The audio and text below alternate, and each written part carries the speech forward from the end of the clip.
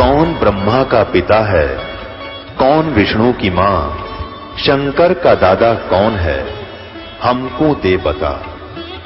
ये जानने के लिए कृपया सुनिए। जगत गुरु तत्वदर्शी संत रामपाल जी महाराज के अमृत वचन सर्व पवित्र धर्मों के पवित्र शास्त्रों के आधार पर। अब सिकंदर लोधी दुर्भाग्य होता है राजा का, इसके अंदर अहंकार गणा होता है। अब संतों के साथ यदि कोई राजा टकराता है तो अंधा गधा होता है, जो रेल की पटरी पर खड़ा होकर उसी को लात मारना चाहता है। सिकंदर लोधी ने वही करा, निकाल कर तलवार और चल पड़ा अंदर कि ये 2 कौड़ी का महात्मा दिल्ली के सम्राट को ऐसी शब्द बोलता है तो आम मुसलमान के साथ ये कैसा बर्ताव करता होगा, इसकी गर्दन काट देता हूं। अब निकाल कर तलवार चल पड़ा। फिर कौन पूछा था, किसकी हिम्मत थी भगत उसको रोक दे, जाके संत की गर्दन काट दी, 2 टुकड़े हो गए।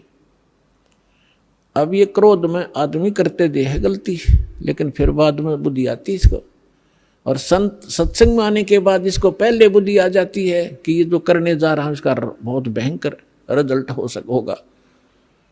और जो मनमुखी होते वो करके पछताते हैं।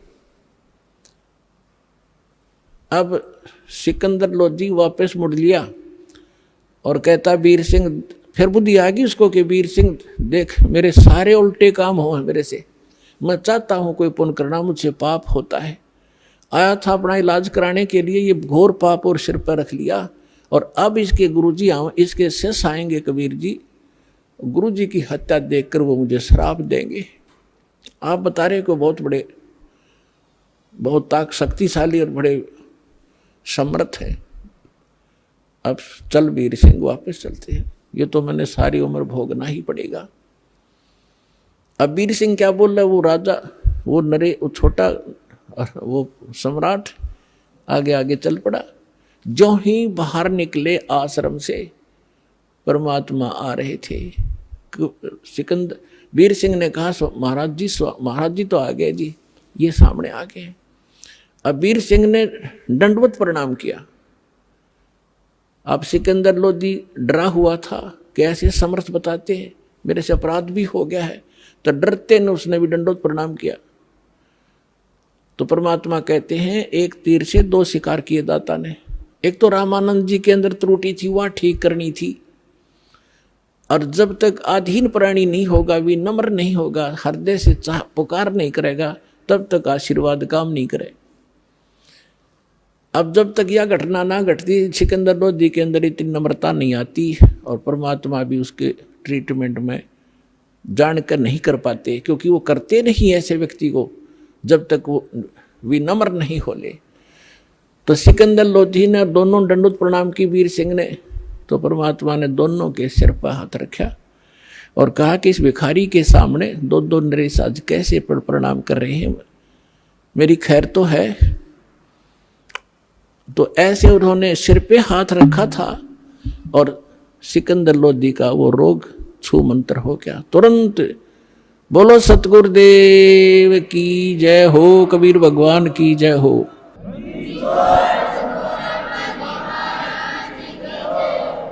अब सिकंदर लोधी ने दृढ़ता से पैर पकड़ लिए, एकदम स्वस्थ हो गया, जैसे कभी रोग था ही नहीं। रोता ही रहा, पड़ा। कबीर साहब ने कहा उठो राजन, उठो, क्या बात होगी। कि भगवान परमात्मा ने पूछा कैसे आना हुआ, कि जिस लिए आया था वो तो आपने ठीक कर दिया, लेकिन मुझसे एक भयंकर भूल बन गई, ऐसी गलती बन गई दाता आप माफ नहीं कर सकते। परमात्मा ने कहा भी बता, कोई भी तेरी गलती है मैं माफ करता हूँ, कोई भी गलती कैसी भी है। खड़ा हो गया, फिर उसने सारी कहानी बताई, जी ऐसे ऐसे हमने प्रार्थना की थी, आपके गुरुजी ने हमारे साथ बदव्यवहार किया, मेरे अंदर नीचता है, मेरे अंदर राज का अहम था, मेरे से गलती होगी, मैंने गुस्से में उनका सिर काट दिया, उनका कत्ल कर दिया, मुझे माफ़ करो। परमात्मा बोले कोई बात नहीं राजन, मेरे साथ आ जा, इनका अंतिम संस्कार करा के जाना, नहीं तो लोग तुझे बहुत बुरा भला कहेंगे और कुछ भी गड़बड़ हो सकती है। आज कोई बात नहीं।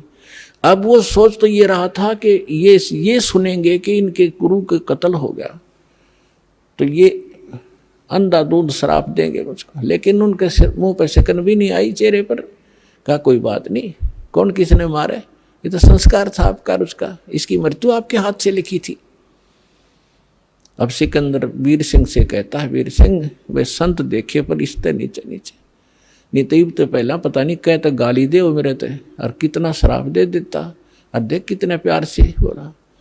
अब वीर सिंह सोच रहा है कि ये तो ट्रेलर देखा आपने, अब और देखियो क्या क्या होगा। अंदर जाकर देखा कि रामानंद जी का शव 2 भागों में अलग अलग पड़ा था, कपड़े ढक रखे थे और वहां पर ब्लड बह रहा था। सब जब कबीर साहब अंदर गए तो वहाँ सेवक जो रहते थे वो दौड़ कर आए, कहा कि कबीर जी सिकंदर लोधी ने गुरु जी का कत्ल कर दिया आज, राजा दिल्ली के बादशाह ने। तो परमात्मा ने कहा, रे भले आदमियों तुम आज तक ये नहीं समझ सके भगत होकर के कौन किसने मारता है, कोई संस्कार था इनका।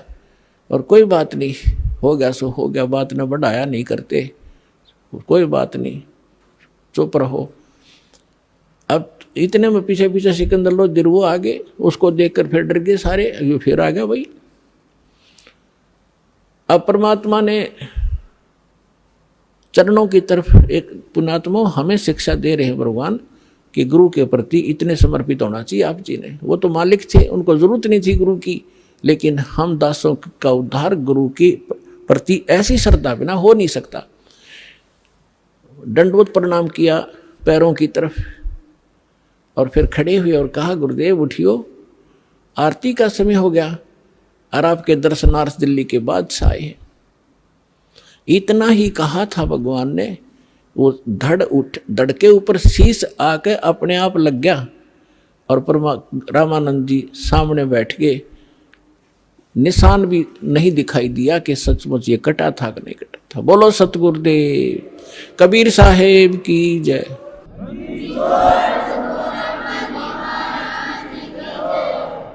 अब रामानंद जी ने जब देखा सामने सिकंदर फिर खड़ा है, उसका फिर तौड़ी पड़ गई सलवटे माथे पर। तो परमात्मा ने कहा कि भगवान हम सभी एक परमात्मा के बच्चे हैं, लेकिन उधर से दिमाग हटा के कबीर साहब ने रामानंद जी ने देखा सामने, और क्या देखा कि आधे कुछ तो ब्लड बह रहा था और कुछ दूध,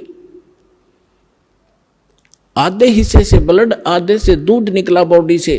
तब कबीर साहब से पूछा कि हे भगवान मुझे ये कारण बताइए, मेरे शरीर से या तो ब्लड निकले, दूध का मतलब क्या, तो आधा दूध कैसे निकला। तो परमात्मा ने कहा कि जब से आप को ज्ञान हुआ है उसके बाद आपने हिंदुओं के शूद्रों से तो नफरत छोड़ दी। पहले ये ब्राह्मण लोग शूद्र जाति वालों के कपड़ा भी नहीं लगने देते थे, और जब परमात्मा शूद्र जाति में ही थे, जुल्हा जाति में जब परमात्मा की पहचान हुई, रामानंद जी ने सीने से लगा लिए थे सारे समाज के सामने।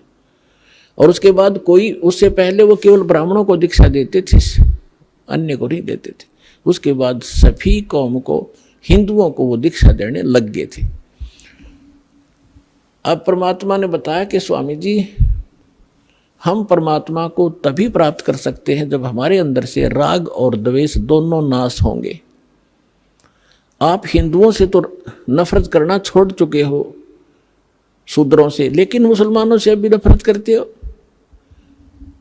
परमात्मा के सब बच्चे हैं आपके, आज तक आप भी यही सोच रहे हो कि ये मुसलमान और ये हिंदू है।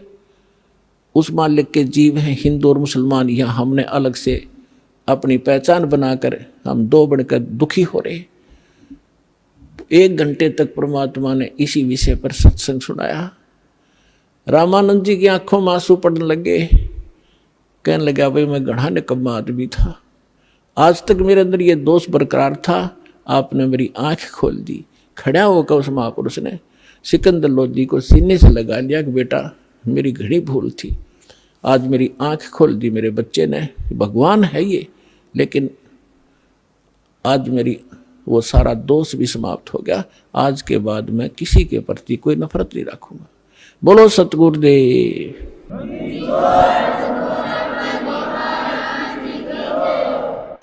अपने आत्माओं सत्संग जो किए जाते हैं, कोई किसी कथा या पात्र बनाकर किए जाते हैं। परमात्मा ने, अब परमात्मा अपनी पहचान वहां कैसे कराएं?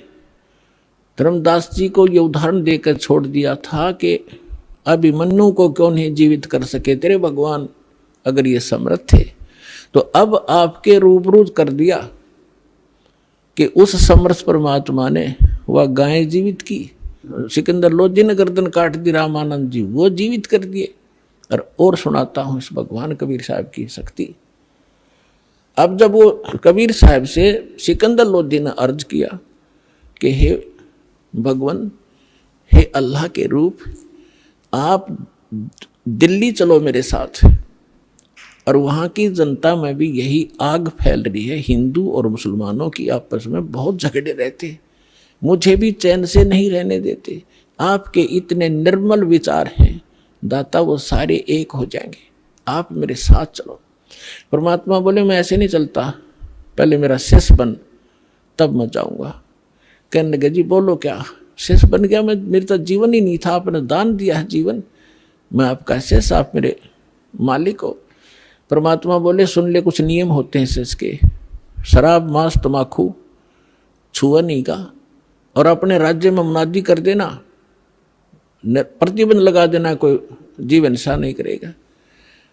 अब उसने कहा कि देखो जी मैं प्रयोग नहीं करूंगा मांस आज के बाद, ये मेरा पक्का वायदा हो लिया। तम्बाकू भी नहीं प्रयोग करूंगा, शराब तो हम प्रयोग करते ही नहीं। और दूसरी रही बात कि मैं प्रतिबंध जरूर लगा दूंगा, लेकिन मैं मजबूर हूँ, ये मुसलमान मेरी मानेंगे नहीं, और मैं ज़्यादा जोर दूंगा तो मेरा राज खत्म कर देंगे, इसलिए मैं विवश हूँगा इस बात पर। परमात्मा बोले ठीक है, तू मत खाना। अब ठीक है जी। तो मालिक को साथ लेकर परमात्मा चले गए झोपड़ी में, वो आगे अपने राज दरबार में वीर सिंह के पास। तो वहाँ शेख तकी नाम का जो गुरु था मुसलमान, उसको जाकर के राजा ने बताना ही था अपनी खुशी कि भाई आज मैं कमाल हो गया, मैं बिल्कुल स्वस्थ हो गया तकी, शेख तकी जी, हे पीर जी।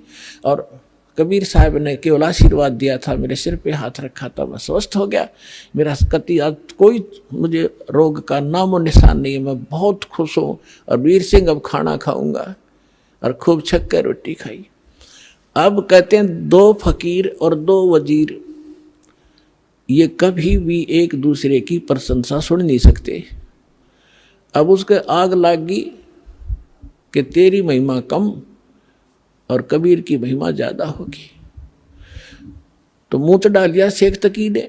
सिकंदर लोधी को मालूम था कि शेख तकी रूस गया तो मुसलमान ग्रुप सारा रूस गया तेरा, और ये आग लगा देगा, तेरे राज को नाश करवा देगा। चिंतित हुआ, पूछा क्या बात है, क्यों चिंतित हो, कैसे आपने नाराज हो गए मेरे से? तो उसने कहा कि मेरी क्या जरूरत है, अब तुझे पीर मिल ही गया है, काफिर काफिर। अब उसने सोचे सिकंदर लोधी ने कहा ये तिसका तो ये रोग लग गया भाई। तो कहने लगा जी क्या बात है बताओ तो, कि क्या जरूरत है तुझे? तो कहता ठीक कर दिया, और आप ये कहते हो रामानंद को जीवित कर दिया, मेरे सामने जीवित करके दिखाओ तब मानो मैं। अपने आत्माओं सिकंदर लोधी चिंतित हो गया। अब वीर सिंह ने एक बीच का रास्ता निकाला। वीर सिंह ने कहा शेख तकी जी देखो, आप भी पीर हो, गुरु हो, और वो भी गुरु हैं। देखो संतों की लड़ाई ज्ञान की होनी चाहिए, इन सिद्धि शादियों की नहीं होती, क्योंकि वो ज्ञान से परिचित थे। आप ज्ञान की चर्चा कर लो उनके सामने, हम बुला लेते हैं, बुला लो बुला लो। अब कबीर साहब आ गए, सिकंदर लोधी और सारे बैठ गए, हजारों लोग श्रोता आ गए। तब परमात्मा ने कहा कि बोल प्रसन्न कर भाई शेख तकी। उसने कहा कि हमारे पीर जो मोहम्मद जी थे ये अंतिम रसूल थे, उसके बाद कोई रसूल नहीं आएगा। और जो साधना हम करते हैं वो हमारे अल्लाह ने सीधा बताया था हजरत मोहम्मद जी को, और कुरान शरीफ का ज्ञान सीधा दिया था एक फरिश्ते के माध्यम से, जबरील के माध्यम से। हमारा कुरान शरीफ 1 नंबर का ज्ञान है और आपका ज्ञान व्यर्थ है, ये गॉड गिवन नहीं है। हमारी साधना सर्वश्रेष्ठ है। तो परमात्मा ने कहा कि देखो पीर जी, परमात्मा की भक्ति किस लिए की जाती है?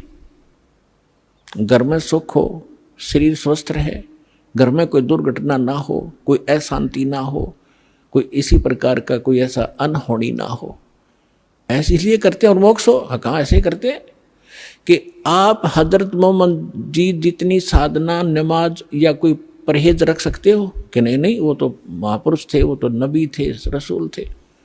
तो उन जितनी आप नमाज भी नहीं कर सकते इसी श्रद्धा से।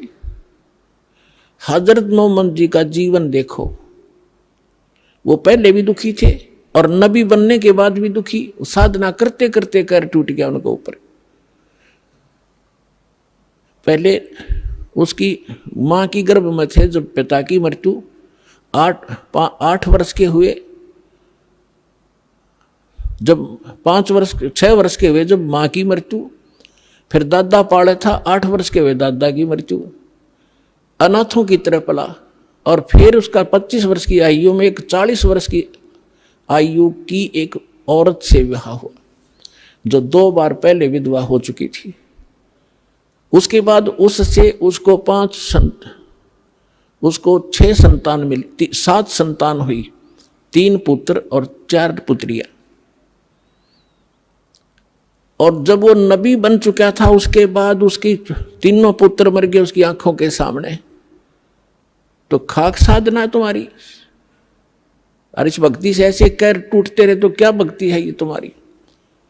अब फिट्टे मुंह हो गया उसे शेख तकी, चुप हो गया। कहने गए तो हमारे नबी की बेइज्जती करता, हम सुन नहीं सकते हैं, ये कहकर उठकर झंडी फाड़ दी। इनके पास यही है, नकलियों के पास बकवास करना। फिर सिकंदर लोधी का यह बात घर में हृदय में दचगी के सचमुच खाक साधना थी वह, लेकिन वो राजा बोल नहीं सकता पब्लिक के सामने। पब्लिक के सामने संत ही बोल सकता है। संत सर्व हितैषी होते हैं, वो केवल अपने राज के हितैषी होते हैं। अब अगले दिन सिकंदर लोधी ने परमात्मा को, कबीर जी को अपने हाथी पर बैठा लिया। अपने हाथी पर, जिसमें एक अलमारी सी एक रूम बना होता था,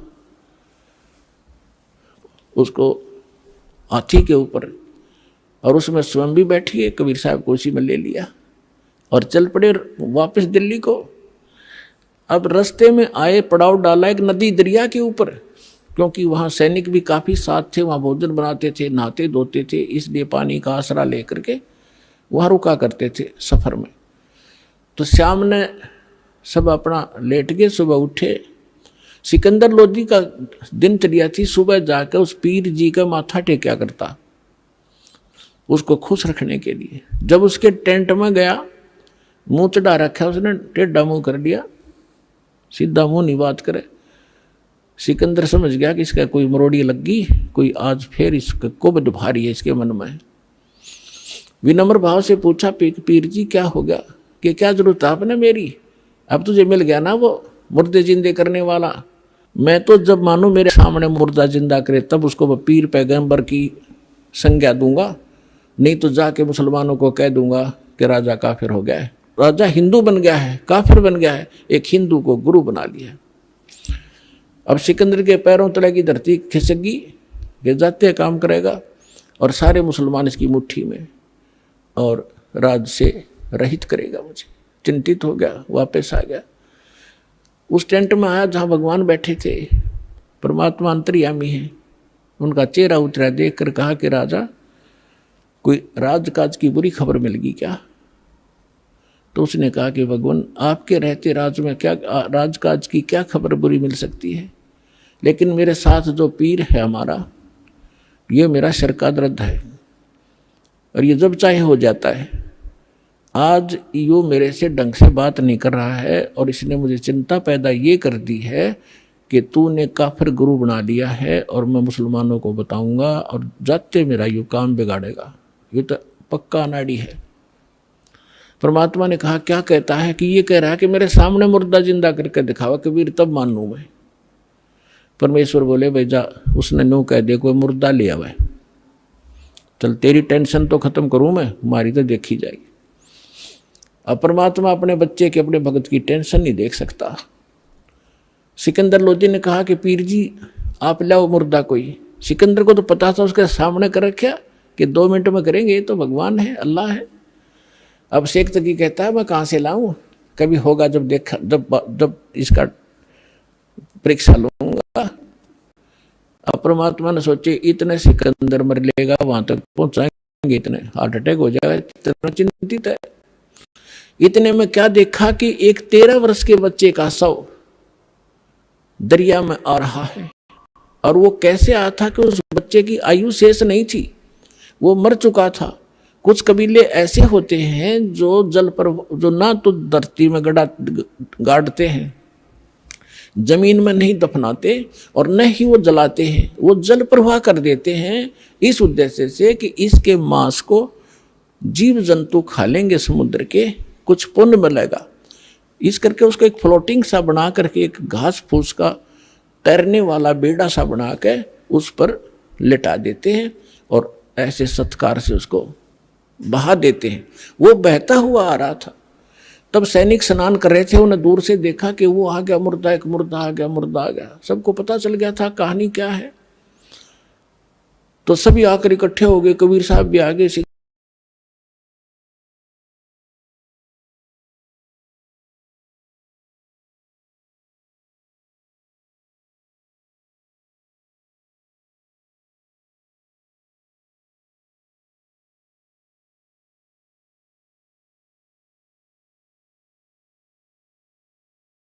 ऐसे सत्कार से उसको बहा देते हैं।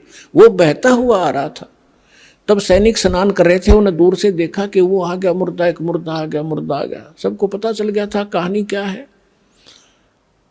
तो सभी आकर इकट्ठे हो गए, कबीर साहब भी आगे, सिकंदर उसको शेख तकी कोई बुला लाए। तब परमेश्वर ने कहा शेख तकी पहले तू जंतर मंत्र कर ले, कदे फिर नंबर बनावे और करके दिखा इसको जीवित। तो सभी और भी उपस्थित थे, उन्होंने कहा जी ठीक है, देखो दो के बीच में कोई होता है तो दोनों ने ही अपनी दिखानी चाहिए शक्ति। तो लगा फूफा करन, वो चला गया मुर्दा आगे, काफी दूर चला गया। तो शेख तकी कहता है कि ये अपने सिर से बला टालना चाहता था। मुर्दे जिंदे होते कभी, वो तो कयामत के समय मुर्दे जिंदे हुआ करते हैं, कयामत आओगी कभी, जैसा वो नर टाला रखा है। तो परमात्मा ने उस मुर्दा जो बहता जा रहा था डाउन स्ट्रीम में, जिधर पानी के बहाव में काफी 2-3 फरलांग चला गया था, 1000 गज के लगभग 1000 फुट की दूरी, तो वहां से मालिक ने ऐसे संकेत किया, मुर्दा वापस चल पड़ा। जैसे इंजन वाली किश्ती धारा के विपरीत बहकर फ्लोट होकर चलती है, और सामने आकर रुक गया, नीचे लहर चल रही है। तब परमात्मा ने कहा था कि हे आत्मा तू जहां भी है, कबीर हुक्म से वापस आ और इस मुर्दे में, इस बच्चे के शरीर में प्रवेश कर दोबारा और बाहर आ जा। बोलो सतगुरुदेव।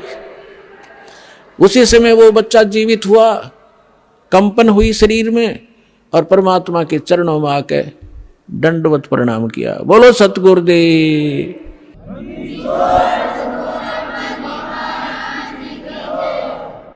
सौरज जय जयकार होगी।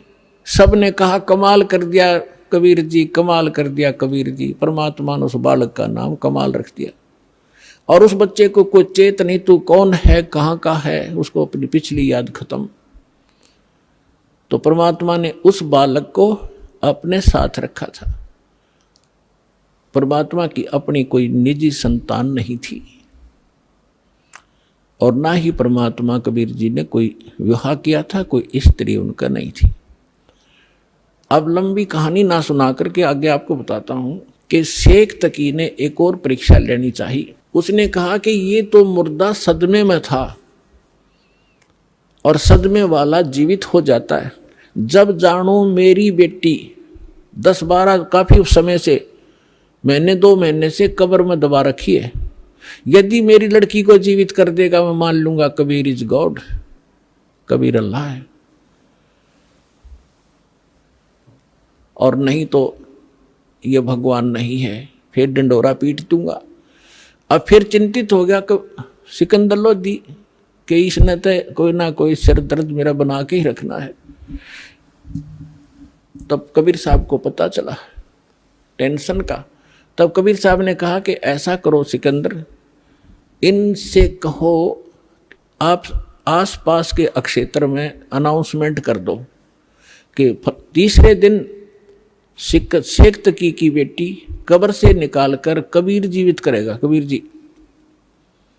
अब सिकंदर जी को तो पता था कि जो कह दिया फाइनल, उसने तुरंत मुनादी करवा दी। सौरों आसपास लाखों की संख्या में लोग एकत्रित हो गए जिस दिन मालिक ने समय रखा था।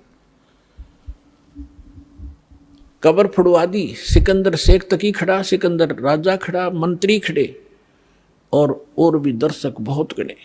उस कब्र को फोड़ दिया गया। बच्ची का शव उसके अंदर था, 12-13 साल की लड़की थी।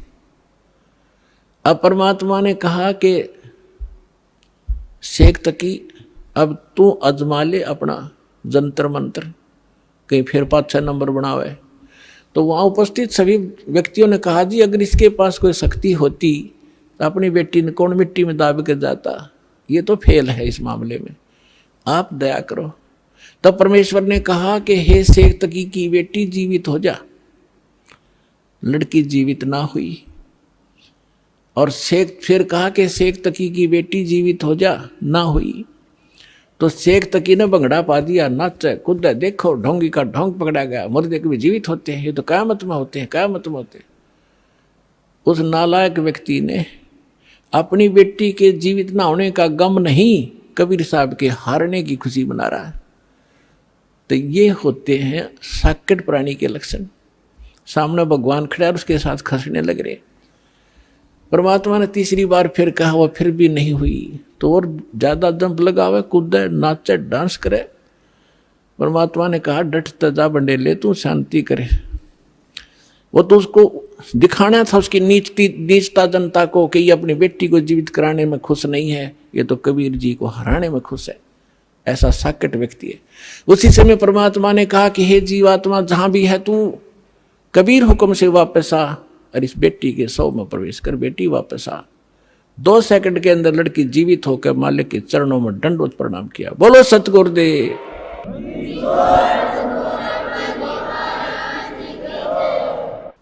अब सबने कहा कि दाता कमाल कर दिया, मालिक कमाल कर दिया, परमात्मा।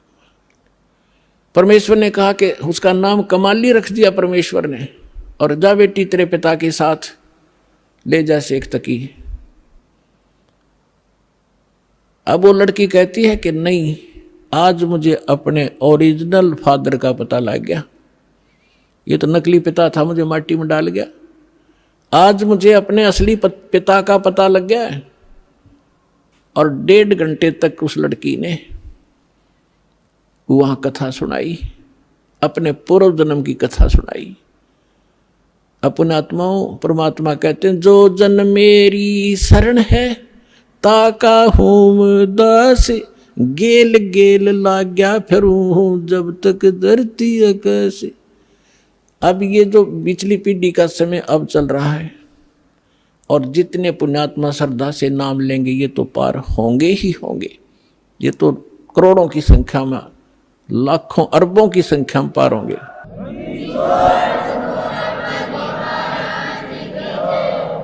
लेकिन इस भक्ति युग के अंत में कुछ ऐसी काल के दूत आएंगे, धीरे धीरे भ्रमित करना शुरू करेंगे, तो अपने आप ऑटोमेटिकली है, वो तो होगा ही होगा। उस समय कुछ भक्त रह जाएंगे, वो पार ना हो पाएंगे।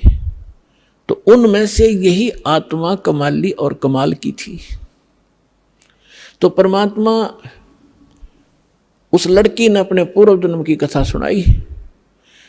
पहले भी ये मुसलमान घर में जन्मी थी, ये अपने पिता के घर पे थी, और श्रद्धा पिछली भक्ति की इतनी गजब की थी, बहुत की नहीं। और वहां परमात्मा जब ये लड़की चारा लेने के लिए पशुओं का खेतों में गई हुई थी, वहां भगवान मिले थे कबीर जी जिंदा महात्मा के रूप में। एक कुएं पर बैठे थे, तो वहां लड़की ने भी अपना जो चारा लाकर था उस वृक्ष के नीचे रखा। उस समय विश्राम करने के लिए साधु मिल गए, पीर जी दिखे तो उनसे प्रणाम किया। परमात्मा ने काफी उसको ज्ञान दिया, बेटा भक्ति करनी चाहिए। वो कहती जी भक्ति करती हूँ, ईद बकरीद मनाते हैं, नमाज करती हूँ, ऐसे करती हूँ। परमात्मा ने सारा ज्ञान समझाया, बेटी ये ईद और बकरीद मनाना, मांस खाना, ये महापाप है, ये नहीं खाना चाहिए। कोई आपको काट कर खावे कैसा लगे। लड़की स्तब्ध हुई, बच्चे का जल्दी घर करती है ये ज्ञान। अज्ञान भी और ज्ञान भी, बुराई भी और अच्छाई बच्चा जल्दी से ग्रहण करता है, जैसा उसको माहौल मिलता है। काफी ज्ञान सुनाया, बेटी ये भक्ति नहीं, भक्ति अलग से हट के इसकी। अब सामने देखा कि भी मुसलमान ही है, ये बता रहा है, तो बच्ची के बात समझ में आएगी। कहने के भगवान फिर क्या करूं कि बेटी जो मैं साधना बताऊं ये करना, और ये 2 दिन का जीवन है, असंग जन्म हो गया, जन्म तेर मृत्यों को मैं ऐसी साधना बताऊंगा ये पीछा छूट जाएगा। लड़की ने क्या नाम ले लिया, और बेटी मांस नहीं खाएगी। अगर नहीं खाऊंगी महाराज, कतई नहीं खाऊंगी, कोई कंपलसरी नहीं मांस खाना, खाओ तो खाओ, मैं नहीं खाऊंगी। लड़की ने दृढ़ निश्चय किया, और लड़की होगी 17-18 साल की, विवाह से मना कर दिया। इतना वैराग हो गया उसके अंदर, और माता पिता को चिंता होगी वे बेटी को हम घर पर नहीं रख सकते। उधर से वो विवाह को मना कर रही है, तो लास्ट में माता पिता ने कह दिया, बेटी अगर तुम विवाह नहीं कराएगी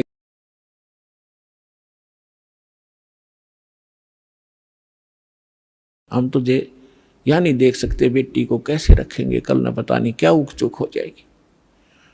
अब लड़की ने सोचा है बुढ़ा बुढ़िया मरेंगी, उसने यस कर दी, ठीक है मैं शादी करवा लूँ। विवाह हो गया, एक बहुत अच्छे नेक अफसर के अधिकारी के उसका विवाह हुआ, क्योंकि जो भगवान की भक्ति करे वो तो ठीक ठिकाने जागा बालक। वो नेक आदमी था, मुसलमान, भगवान से डरने वाला था। ठीक है हम परंपरागत से गलतियां कर भी रहे अपने समाज अनुसार, लेकिन पिछले संस्कार भी हमारे साथ रहते। वो बहुत ही अच्छा आदमी था, नेक आदमी था, भगवान से डरने वाला। वैसे भी स्वभाव अच्छा होता व्यक्तियों का, चाहे हिंदू होते, मुसलमान, सिख हो, ऐसा ही उनका अपना भी कुछ आधार होता पूर्व जन्म का। तो जब वो लड़की वहां विवाह करके वहां गई अपने पति के पास, तो उसको कहा कि मैं आपसे एक अर्ज करना चाहूंगी, वो मेरी अर्ज सुनो।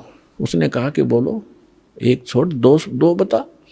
कि मैं संतानों उत्पत्ति नहीं करूंगी, मैं सप्रस नहीं करूंगी आपको, और आपने यदि मेरे साथ बलपूर्वक किया तो मैं आत्महत्या कर लूंगी। तो उसने कहा, उसका नाम राबिया था, कि राबी आपने निकाह कबूल क्यों किया। मना कर देती, कोई कंपलसरी, मुसलमानों में एक ऑप्शन है, लड़की स्वीकृति देगी तो ब्याह होगा, नहीं तो नहीं होगा। तो उसने कहा कि राबिया ने कहा कि मेरी मजबूरी थी इसलिए मैंने स्वीकृति देनी पड़ी। उसके पति ने पूछा कि मजबूरी क्या थी तेरी।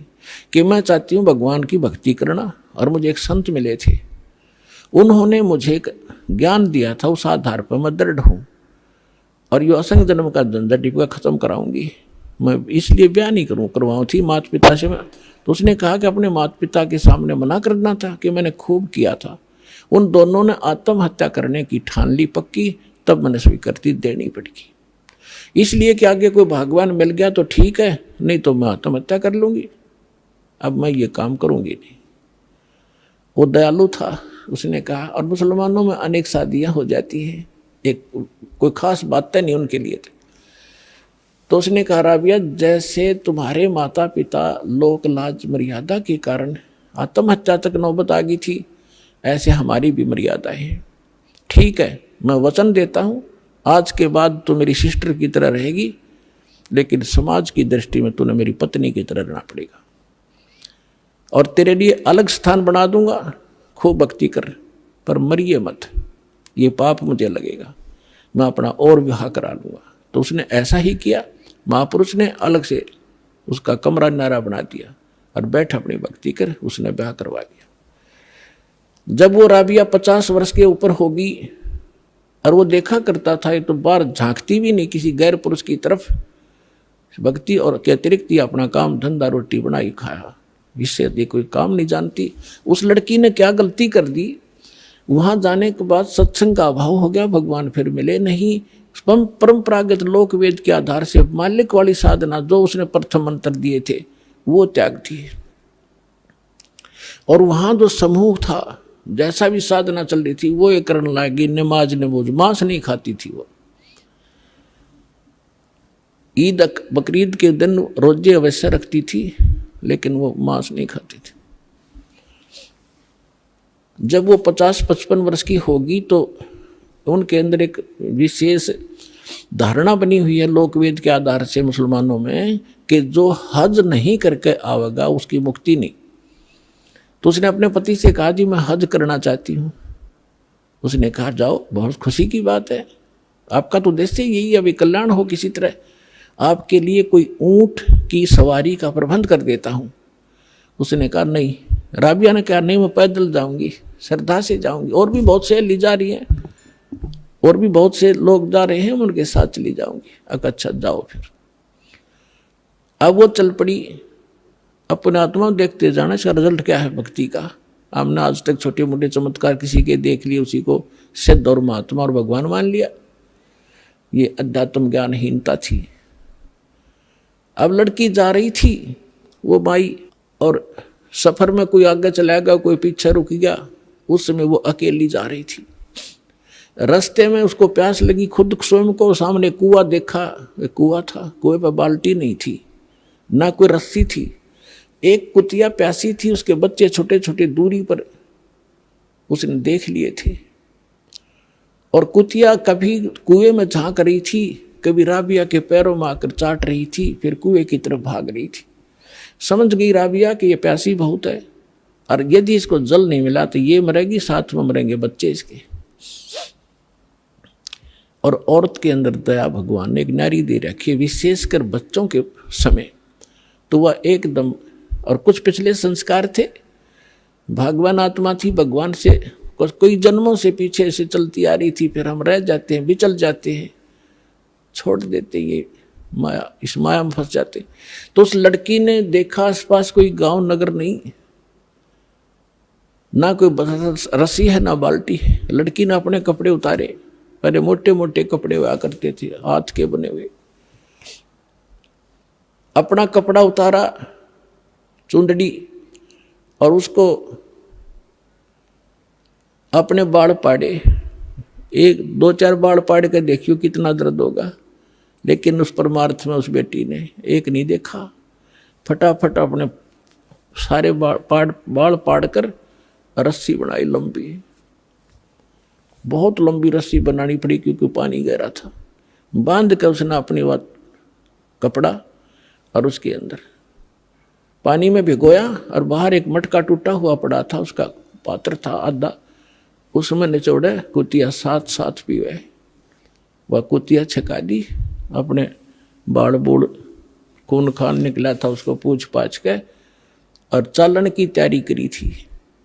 उधर से वो मक्का, एक स्ट्रक्चर, एक मंदिर न्यों का न्यों उठ गया जहाज की तरह, और उस कुएं के साथ में आकर लग गया, जैसे प्लेटफार्म पर गाड़ी लग जाती है, रेलगाड़ी।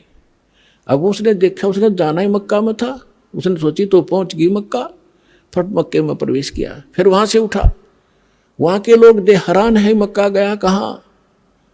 उस समय एक अब्राहिम अधम नाम, सुल्तान नाम का एक व्यक्ति था, वो अपने पूर्व जन्म में भी संस्कारी था, ऐसे ही भगवान का ही वो पिछला संस्कारी था।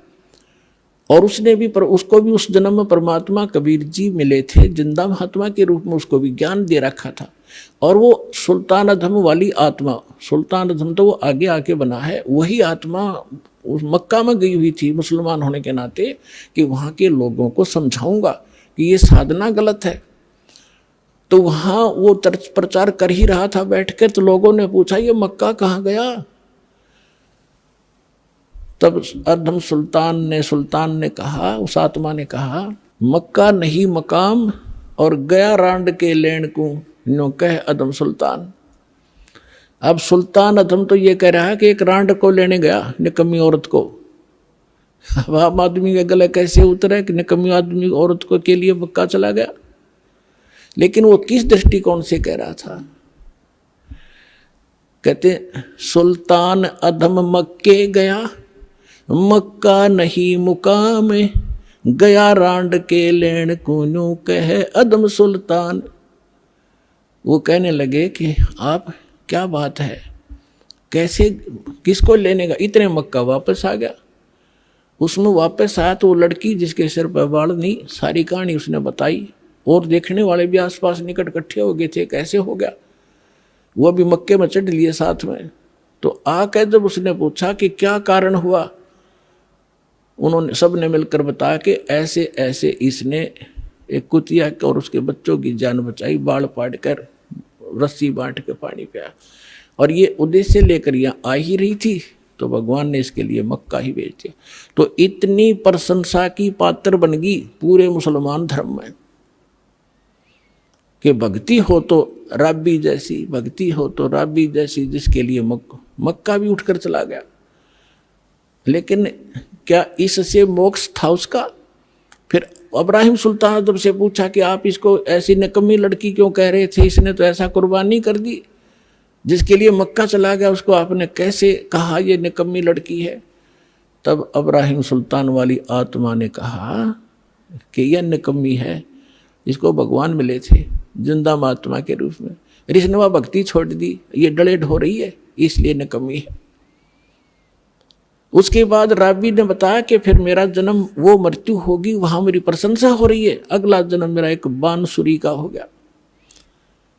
एक बांसुरी नाम की लड़की बनी मैं,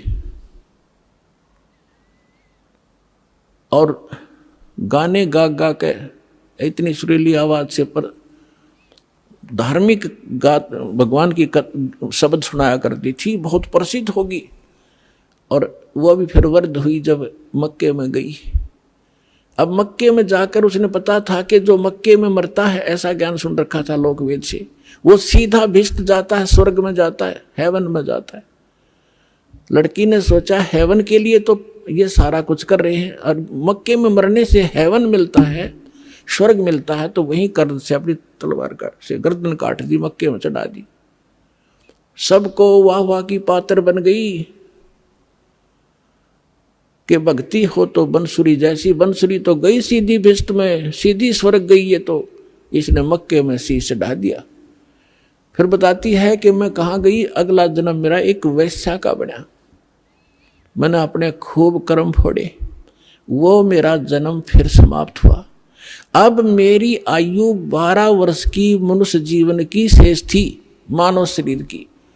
और ये भी वहां धर्मराज के दरबार में जब मैं गई हुई थी, वहां मुझे पता चला, धर्मराज ने बताया कि ऐसे ऐसे तुझे कोई संत मिला था, वो साधना तूने 4 वर्ष की थी। हाँ जी, 4 वर्ष की थी। उसके बाद उसके कारण तुझे ये इतने मनुष्य जीवन मिले हैं। अब तेरा मनुष्य जीवन शेष नहीं है, अब तू पशु योनि में जाएगी। कुछ दिन इंतजार कर, तेरा नंबर आते ही वहां ठोक देंगे तुझे। तो उसने बताया कि ये आज परमात्मा खुद पहुंचे वहां पर, और धर्मराज के सामने वकालत करी वकील बन के कि ये मेरी भक्तनी थी, पिछले जन्म में मेरी साधना कर रखी है, इसको छोड़ तू अकाउंट नहीं ले सकता। धर्मराज ने हाथ जोड़ लिए और इनको वापस दे दी मेरी आत्मा। मैं यहाँ खड़ी हुआ। लोगों, ये भगवान आए हैं, ये अल्लाह अकबर है, आँख खोल लो, चरण ले लो। लाखों लोगों ने कबीर साहब की शरण ली। बोलो सतगुरुदेव।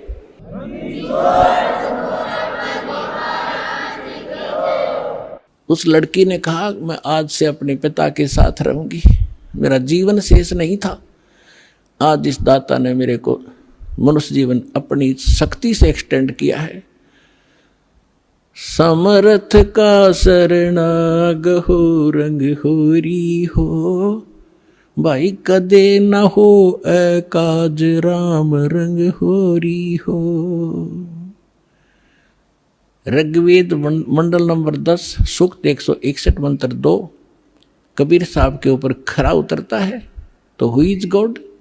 Kabir is God.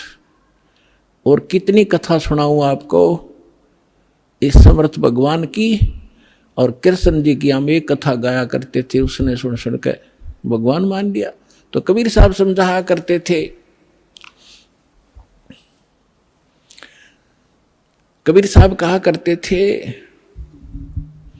बंधन काटे विपत में, कठिन कियो संग्राम, चिन्नो रे नर प्राणिया, वो गरुड़ बड़ो के राम। परमात्मा समझाया करते थे उसमें कि तुम श्री राम को भगवान बताते हो, और जो तुम्हारी कथा में है रामायण में कि श्री रामचंद्र जी को, रामचंद्र जी के ऊपर पूरी सेना के ऊपर नाग फांस का एक हथियार छोड़ दिया था। सारी की सारी सेना नाग फांस में आ गई थी, यानी इतने सर्प हो गए थे, सभी सेना को ऐसे हाथों से और चारों तरफ लपेट के बांध दिया था, इंक्लूडिंग लक्ष्मण एंड श्री राम। और ऐसे खड़े थे, ऐसा है हुए सारे, जैसे ईंख बांध दिया करें। और सारी सेना खड़ी खड़ी देखा कि काटेंगे ये सारे राक्षस हमें। तब नो कहे हैं कि गरुड़ से पुकार करी गई। गरुड़ वो पक्षी जो श्री रामचंद्र विष्णु जी का वाहन बताते हैं। गरुड़ आए, गरुड़ ने फिर उनके नाग काटे, सारे नाग मार दिए।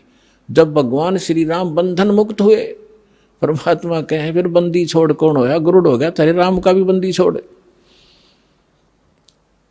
काटे बंधन विपत में, वो कठिन कियो संग्राम, चिन्नो रे नर प्राणिया, ये गरुड़ बड़ो के राम। एक गोवर्धन पर्वत को उठा लिया श्री कृष्ण जी ने, तुमने भगवान मान लिया। गोवर्धन श्री कृष्ण धार्यो, द्रोणगिरी हनुमंते, शेष नाग सब सृष्टि उठारा, इनमें कौन भगवंत। क्या एक पहाड़ को उठाने मात्र से भगवान की संज्ञा में ले लिया, समर्थ मान लिया तुमने? तो तुम्हारी कथा तुम लोकवेद सुनाते रहते हो कि शेष नाग ने सारे ब्रह्मांडों को सिर पर रख रखा है। फिर और हनुमान जी ने द्रोणागिरी उठा लिया था, इनमें कौन सा भगवान? ये भगवान की पहचान नहीं, जो तुमने पैमाना ला रखा है, ये भगवान मापन का नहीं है। फिर कहते हैं लंका पाठ, समुद्र पाठ, लंका गयो यो सीता को भरतार, अगस्त ऋषि ने ये सातों पी लिए, इनमें कौन करतार। ओए होए, ऐसे सटीक प्रमाण दे रखे भगवान ने, फिर भी हमारी आंखें नहीं खुली, क्योंकि हमारी बुद्धि काल के प्रभाव से इतनी दबी हुई थी। परमात्मा ने कहा कि तुम्हारी बात बड़ी करता हूं कि श्री रामचंद्र जी ने समुद्र पर पुल बनवा दिया, इसलिए आप उसको भगवान मानते हैं। वैसे तो यह कहानी न्यारी है, दास बताता रहता है। ये खुद भगवान कबीर साहब गए थे एक महात्मा मुनिंदर के रूप में, और इनकी अर्ज पर एक पत्थर को, एक पहाड़ को हल्का कर दिया था, चारों तरफ रेखा खींच दी थी कि ये फ्लोटिंग हो गया है, अरे ले जाओ पुल बांध लो। श्री राम के बस का ना था समुद्र पर पुल बनाना। तो परमात्मा कहते चल तुम्हारी बात बड़ी मानते हैं, वह तो बात तुम्हारे कहाँ समझ में आवेगी कि लंका पाठ, समुद्र को पाट के, यानी उसको पुल बना के छाप के, और लंका गया था कौन? तुम्हारी सीता का पति राम, सीता को भरतार।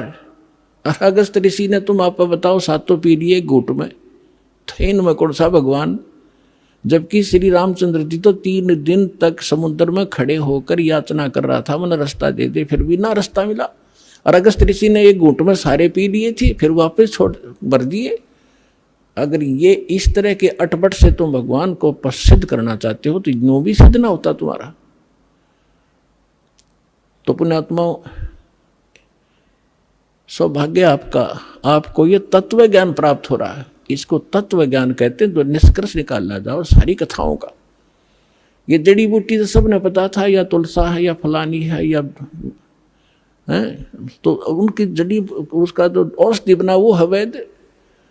तो ये दास है इस अध्यात्म मार्ग का वैद, और जड़ी बनाकर भगवान डर गए थे सतनाम और सारनाम की, जो आज दास के समझ में आ गई, और उसका परिणाम आप देख रहे हो। लाखों लोगों का रोग नाश हो गया, घर में वृद्धि होने लगी, सन्नी संतान को संतान मिल रहा है, निरोग हो रहा है, और फिर ज्ञान ऐसा प्रबल आत्मा को गदगद कर देता है। अपने आत्मा धर्मदास जी को परमात्मा ने तो थोड़े उदाहरण दिए थे दास ने, क्योंकि वो तो भगवान थे, अपने बारे में कहे तो ना समझ में आओ। इसीलिए एक गुरु की, एक दास की आवश्यकता होती है जो आत्मा और परमात्मा का मिलन करवावे। तो ये दास है इस विश्व में परमात्मा से मिलाने वाला, सच्चा ज्ञान बताने वाला और काल के बंध से छुड़वाने वाला।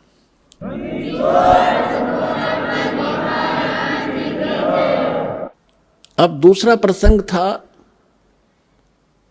प्रसंग था धर्मदास जी का कि भगवान श्री कृष्ण ने सुदामा जी के 2 मुट्ठी चावल खा के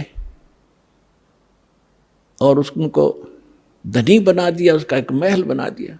आइए अब हम उन श्रद्धालुओं के अनुभव जानते हैं जो जगत गुरु तत्वदर्शी संत रामपाल जी महाराज जी से दीक्षा प्राप्त कर चुके हैं तथा उनके द्वारा बताए गए भक्ति मार्ग पर चल रहे हैं। सर नमस्कार। नमस्कार सर। सर क्या नाम है आपका? हनुमत रजक। हनुमान जी कहाँ से हैं आप? मैं सागर मध्य प्रदेश से आया हूँ। सर संत रामपाल जी महाराज से नाम दीक्षा लेने से पहले आप क्या भक्ति साधना करते थे? संत रामपाल जी महाराज से नाम दीक्षा लेने से पहले मैं पुराने अभी सभी देवी देवताओं की भक्ति करता था। इष्ट रूप में सबसे ज़्यादा रुचि हमें हनुमान जी की भक्ति में थी। हनुमान जी को विशेष रूप से मानते थे और साथ में जय गुरुदेव पंथ से भी नाम दीक्षा लिए हुए थे। तो सर जब आप जय गुरुदेव पंथ से जुड़े हुए थे, हनुमान जी को अपना इष्ट रूप में मानकर भक्ति करते थे, तो फिर आपको संत रामपाल जी महाराज से नाम दीक्षा लेने की क्या जरूरत आन पड़ी? संत रामपाल जी महाराज की शरण में जाने की सबसे बड़ी ज़रूरत तो ये कि हमें आध्यात्मिक ज्ञान, जो पूरा ज्ञान चाहिए है, वो नहीं मिल पा रहा था। कुछ प्रश्न बचपन से मेरे मन में उठते थे कि पूर्ण परमात्मा कौन है, हनुमान जी से भी बढ़ के कोई भगवान है कि नहीं है, सबसे बड़ा भगवान कौन है, इस तरह के प्रश्न मन में उठते थे, जिन प्रश्नों के उत्तर हमें संत रामपाल जी महाराज जी की शरण में जाने के बाद मिले। तो इस वजह से हम संत रामपाल जी महाराज की शरण में गए। तो सर जो भी व्यक्ति संत रामपाल जी महाराज से नाम दीक्षा लेता है उनको कोई ना कोई लाभ जरूर होते हैं, चाहे वो शारीरिक हो, आध्यात्मिक हो, भौतिक हो। तो सर आपको क्या लाभ मिला संत रामपाल जी महाराज से नाम दीक्षा लेने के बाद? जैसा कि मैंने बताया कि संत रामपाल जी महाराज की शरण में जाने से पहले मेरे मन में बहुत से प्रश्न उठते थे। तो सबसे पहला तो आध्यात्मिक लाभ मुझे यही हुआ कि मेरे सभी प्रश्नों के उत्तर मिले कि सबसे बड़ा भगवान कौन है, इस सृष्टि की रचना कैसे हुई, इस तरह के सभी प्रश्नों के उत्तर मिले संत रामपाल जी महाराज की शरण में जाने से। दूसरा, ये तो आध्यात्मिक लाभ हो गया। दूसरा और शारीरिक लाभ जो बहुत ही इम्पोर्टेंट है वो यह हुआ कि मुझे अप्रैल 2018 में एप्लास्टिक एनीमिया की बीमारी हो गई थी, जिसकी वजह से मेरा ब्लड बनना बंद हो गया था। पहले मुझे संत रामपाल जी महाराज की शरण में आने से पहले मुझे हर 4 दिन में ब्लड ट्रांसफ्यूजन करवाना पड़ता था, और मतलब ब्लड चढ़वाना पड़ता था। हर 4 दिन में ब्लड कम हो जाता था। लेकिन अब परमात्मा की इतनी दया है, संत रामपाल जी महाराज की इतनी दया है कि अब 4 दिन की बजाय 1 साल में ब्लड ट्रांसफ्यूजन करवाना पड़ता है। मेरा कितना भी ब्लड क्यों भी ना कम हो जाए, मेरा ब्लड काउंट 2 ग्राम तक हो जाता है, 2 यूनिट तक हो जाता है, कभी कभी 3 यूनिट हो जाता है, 4 यूनिट तक हो जाता है। लेकिन मुझे संत रामपाल जी महाराज की कृपा से कोई भी घरेलू काम करने में कोई भी परेशानी, दिक्कत नहीं आती है और सभी काम सुचारू रूप से चलते रहते हैं परमात्मा की दया से। सर और क्या लाभ मिले? संत रामपाल जी महाराज की दया से दूसरा लाभ यह है कि मेरे जो प्रेत बाधा थी घर में, वो प्रेत बाधाओं से मुक्ति मिली। मेरी माता जी को प्रेत परेशान करते थे, तो उनसे भी मुक्ति मिली और मुझे भी बहुत ज़्यादा प्रेत बाधाएं थी जिनसे मुझे मुक्ति मिली परमात्मा की दया से। और संत रामपाल जी महाराज की दया से आर्थिक लाभ यह हुआ है कि मेरे जो खेती है, खेती में संत रामपाल जी महाराज के आदेश अनुसार कुआं खुदवाया था आज ही लगा के। तो उसमें जो आसपास के जो और किसान हैं उनके जो वाटर लेवल है उस हिसाब में हमारे यहाँ कुएं में पानी बहुत ज़्यादा निकला। बाकी आसपास के किसानों के कुएं में पानी नहीं था और मेरे कुएं में संत रामपाल जी महाराज की कृपा से मात्र 9 हाथ पर पानी निकला, जो कि 20-20, 30-30 हाथ के गहरे कुओं में पानी नहीं निकलता था। और क्या लाभ मिले आपको? परमात्मा की दया से दास को एजुकेशन में सबसे बड़ा लाभ यह हुआ है कि दास बीबीए कर अभी एमबीए कर रहा है। तो टोटल मैं पहले हिंदी मीडियम बैकग्राउंड से था, तो इंग्लिश मीडियम बीबीए करना बहुत ज़्यादा कठिन होता है हिंदी मीडियम बच्चे को। तो परमात्मा की दया से इतनी सारी बीमारियों के बावजूद भी मेरा बीबीए कंप्लीट हो गया है, अच्छी तरह से एजुकेशन चल रही है। और रिसेंटली अभी एक लाभ हुआ है कि मेरे बाइक से सागर आ रहा था, अपने डिस्ट्रिक्ट आ रहा था किसी काम से, तो भैंस से टकरा के, भैंस चलती गाड़ी से भैंस टकरा गई थी, जिस वजह से परमात्मा की दया ये हुई कि मेरा कुछ भी नहीं हुआ, बस हाथ में थोड़ी सी खरोंच आई थी और परमात्मा ने उस एक्सीडेंट से जो जान जानी थी, बड़ी हानि होनी थी, वो छोटे में टाल दी। परमात्मा बताते भी हैं, संत रामपाल जी महाराज बताते हैं कि सद्गुरु शरण में आने से आई टल बढ़ाए, जो मस्तक में सूली हो वो कांटे में टल जाए। तो परमात्मा ने जो बड़ी हानि होनी थी एक्सीडेंट से, वो छोटी सी मात्र खरोंच में टाल दी। सर, जैसा कि आपने बताया कि पहले आप जय गुरुदेव पंथ से जुड़े हुए थे, जय गुरुदेव पंथ से आपने गुरु दीक्षा ले रखी थी और अब आपने संत रामपाल जी महाराज को गुरु बनाया है। कहा यह जाता है कि गुरु नहीं बदलना चाहिए। सर, क्या कहना चाहेंगे? आपने गुरु बदल के कोई पाप तो नहीं किया? सर, ऐसा है कि गुरु बदल के जो अब सांसारिक अवधारणा है कि गुरु बदलना पाप है। जैसे मान लीजिए मुझे बीमारी थी और मैं एक डॉक्टर से ठीक नहीं हो रहा था, जैसे मेरे पास ये सारी रिपोर्ट्स हैं, मैं एक डॉक्टर से ठीक नहीं हो रहा था, सागर अपने डिस्ट्रिक्ट लेवल पर दिखाया, दूसरे जगह गए, तो इसी तरह एक जगह से जहाँ ठीक नहीं हो, लाभ नहीं मिलता, तो दूसरे डॉक्टर को बदलना पड़ता है किसी रोग में। ऐसे ही गुरु बदलना पाप नहीं है। अगर हमें एक गुरु से पूर्ण लाभ नहीं मिल रहा, आध्यात्मिक लाभ नहीं मिल रहा है, पूर्ण गुरु नहीं है वो, तो अपन दूसरे गुरु भी बदल सकते, इसमें कोई पाप नहीं है। सर, आप संत रामपाल जी महाराज व जय गुरुदेव पंथ में क्या भिन्नता पाते हैं?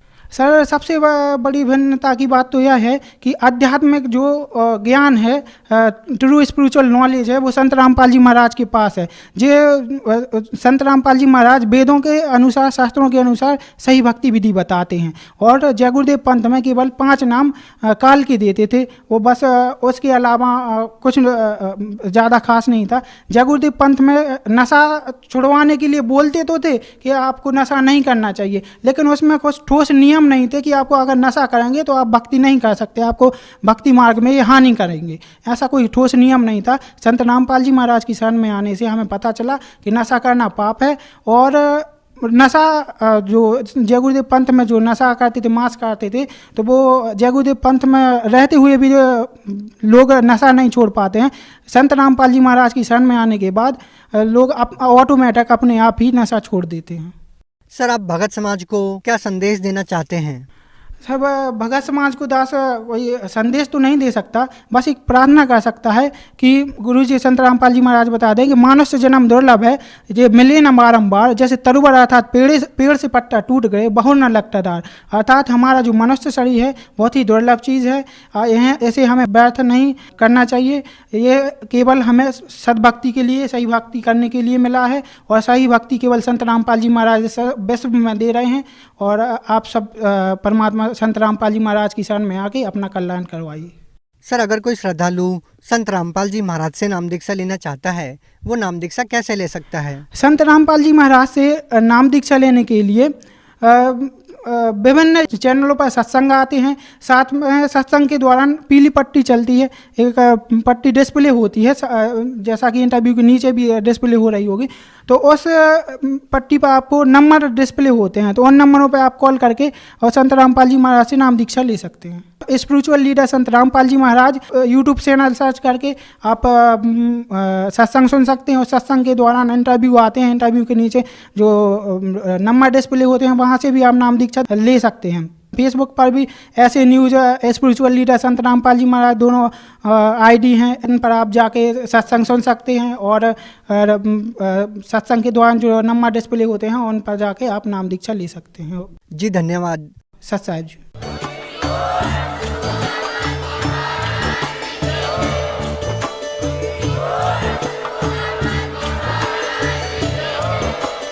आप सुन सुन रहे थे जगत गुरु तत्वदर्शी संत रामपाल जी महाराज जी के मंगल प्रवचन। अधिक जानकारी के लिए विजिट कीजिए हमारी वेबसाइट www.jagatgururampalji.org। संत रामपाल जी महाराज जी के शुभ आशीर्वाद से पूरे विश्व भर में 500 से भी ज्यादा नाम दीक्षा केंद्र हैं, जिन पर संत रामपाल जी महाराज जी द्वारा ऑनलाइन निशुल्क नाम दीक्षा दी जा रही है। अपने नजदीकी नाम दीक्षा केंद्र का पता करने के लिए संपर्क करें 8222880541।